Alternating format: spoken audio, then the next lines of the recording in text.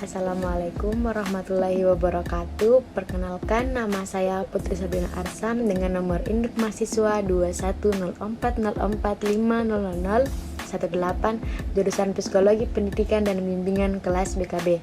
Baik, hari ini saya akan membawakan materi mengenai kecerdasan emosi. Dari yang kita ketahui, kecerdasan adalah kecakapan untuk menemui situasi-situasi baru atau belajar melakukan dengan tanggapan menyesuaikan diri yang baru. Kita mempunyai dua otak, dua pikiran, dan dua jenis kecerdasan yang berlainan, diantaranya kecerdasan rasional dan kecerdasan emosi. Keberhasilan kita dalam kehidupan ditentukan oleh keduanya, tidak hanya oleh IQ, tetapi kecerdasan emosilah yang memegang peranan. Gardner dalam bukunya yang berjudul Frame of Mind mengatakan bahwa bukan hanya satu jenis kecerdasan yang penting untuk meraih sukses dalam kehidupan, melainkan ada kecerdasan varietas utama, yaitu interpersonal dan intrapersonal, yang dinamakan sebagai kecerdasan pribadi. Menurut Daniel Goleman 2003, emosi merujuk pada suatu perasaan dan pikiran yang khas, suatu keadaan biologis dan psikologis, dan serangkaian kecenderungan untuk bertindak.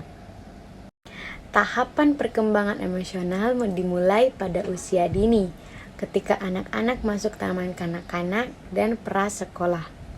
Salovey dan Mayer mendefinisikan kecerdasan emosional sebagai himpunan bagian dari kecerdasan sosial yang melibatkan kemampuan memantau perasaan sosial yang melibatkan kemampuan pada orang lain, memilah-milih semuanya dan menggunakan informasi ini untuk membimbing pikiran dan tindakan. Kecerdasan emosional sangat dipengaruhi oleh lingkungan, tidak bersifat menetap, dapat berubah-ubah setiap saat. Untuk itu, peranan lingkungan terutama orang tua pada masa anak-anak sangat mempengaruhi dalam pembentukan kecerdasan emosional. Kecerdasan emosional menurut Daniel Goleman 2003-45 adalah kemampuan mengenali perasaan kita sendiri dan perasaan orang lain, kemampuan memotivasi diri sendiri, dan kemampuan mengelola emosi dengan baik pada diri sendiri dan dalam hubungan orang lain. Kecerdasan emosional bekerja secara sinergis dengan keterampilan kognitif. Tanpa kecerdasan emosional, orang tidak akan bisa menggunakan kemampuan-kemampuan kognitif mereka sesuai dengan potensi maksimum. Daniel Goleman mendapatkan kenyataan bahwa terdapat kecenderungan yang sama di seluruh dunia, bahwa generasi sekarang lebih banyak mengalami kesulitan emosi dibanding dengan generasi sebelumnya. Mereka lebih kesepian dan pemurung, lebih berangasan dan kurang menghargai sopan santun, lebih gugup dan mudah cemas, lebih impulsif dan agresif. Pentingnya kecerdasan emosi bagi remaja mampu memberi kesan yang baik tentang dirinya, mampu mengungkapkan dengan baik emosinya sendiri, berusaha menyetarakan diri dengan lingkungan, dapat mengendalikan perasaan, dan mampu mengungkapkan reaksi emosi sesuai dengan waktu dan kondisi yang ada, sehingga interaksi dengan orang lain dapat terjalin dengan lancar dan efektif. Sebagaimana dikatakan oleh Goleman bahwa koordinasi suasana hati adalah inti dari hubungan sosial yang baik. Apabila seorang pandai menyesuaikan diri dengan suasana hati individu yang lain atau dapat berempati, orang tersebut akan memiliki tingkat emosi yang baik dan akan lebih mudah menyesuaikan diri dalam pergaulan sosial serta lingkungannya. Ada beberapa teori-teori tentang proses terjadinya emosi. Yang pertama itu teori James Leach. Emosi berpendapat bahwa sebuah peristiwa menyebabkan rangsangan fisiologis terlebih dahulu, dan kemudian seseorang menafsirkan rangsangan ini. Setelah interpretasi dari rangsangan terjadi, seseorang mengalami emosi. Yang kedua itu teori visual feedback.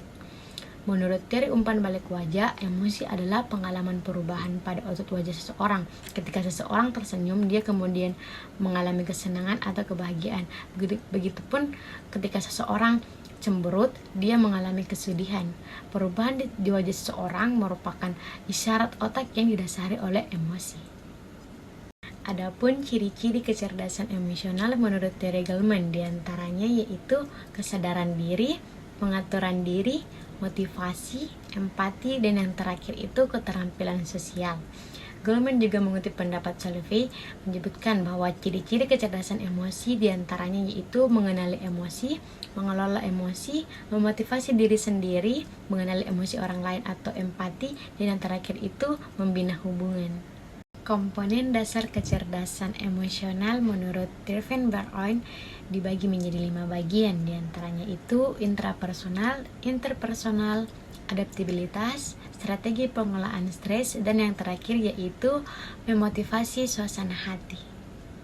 Goleman 2005 mengadaptasi model teori Salovey dan Baron ke dalam sebuah versi yang menurutnya paling bermanfaat untuk memahami cara kerja kecerdasan emosional dan sosial, yang dikelompokkan menjadi 2 bagian. Bagian pertama yaitu kecakapan pribadi yang meliputi kesadaran diri, pengaturan diri, dan motivasi. Bagian kedua yaitu kecakapan sosial yang meliputi empati dan keterampilan sosial. Adapun menurut Goleman, faktor-faktor yang mempengaruhi kecerdasan emosi individu yaitu faktor lingkungan keluarga dan faktor lingkungan non-keluarga. Prinsip-prinsip kecerdasan emosi menurut Maurice J. Allais dan kawan-kawan. Prinsip kecerdasan emosi yaitu sadari perasaan Anda dan orang lain, tunjukkan empati dan pahami orang lain, atur dan atasi dengan positif perilaku emosi dan impulsif Anda, berorientasi pada tujuan dan rencana positif, serta gunakan keterampilan sosial Anda dalam menangani hubungan. Menurut Patricia Patton, ada 8 prinsip karakter kecerdasan emosi, diantaranya kesabaran, keefektifan, kontrol impulsif, paradigma, keteguhan hati, pusat spiritual, temperamen, dan yang terakhir, kesempurnaan. Adapun beberapa langkah yang dapat dilakukan dalam bimbingan perkembangan emosi anak. Yang pertama itu, ajarkanlah anak bahwa bangga diri adalah sikap yang baik untuk membangun rasa percaya diri anak, tetapi tidak boleh dilakukan secara berlebihan. Yang kedua itu, ajarkan kepada anak bahwa marah merupakan kekuatan yang harus ada pada diri manusia, terutama perasaan marah ketika melihat orang lain melakukan maksiat.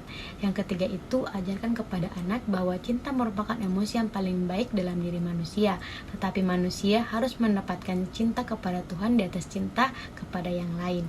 Yang keempat itu, ajarkan anak untuk mengelola rasa bencinya dengan baik. Ajarkan anak untuk mengelola rasa cemburunya dengan baik. Dan yang terakhir, ajarkan anak untuk menghindari sikap yang sombong.